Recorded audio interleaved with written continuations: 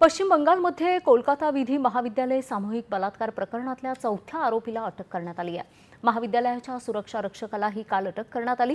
दक्षिण कोलकाता इथल्या विधी महाविद्यालयातल्या विद्यार्थिनीवर 25 जून रोजी गार्डच्या खोलीत बलात्कार केल्याचा आरोप आहे। पीडितेनं दाखल केलेल्या तक्रारीनंतर पोलिसांनी मुख्य आरोपी मनोजित मिश्रा, प्रमित मुखर्जी आणि झैद अहमद यांना अटक केली आहे। या घटनेच्या निषेधार्थ वाढत्या संतापाच्या पार्श्वभूमीवर कोलकाता पोलिसांनी या प्रकरणाची चौकशी करण्यासाठी सहाय्यक आयुक्त दर्जाच्या अधिकाऱ्यांच्या नेतृत्वाखाली 5 सदस्यीय विशेष तपास पथक स्थापन केले आहे।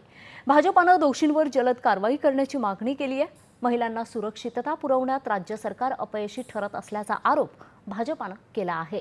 दरम्यान या प्रकरणाची चौकशी करण्यासाठी भाजपाचे राष्ट्रीय अध्यक्ष जे.पी. नड्डा यांनी देखील 4 सदस्यांची समिती स्थापन केली आहे। महिला सुरक्षेचा आढावा घेण्यासाठी ही समिती राज्याचा दौरा करणार आहे।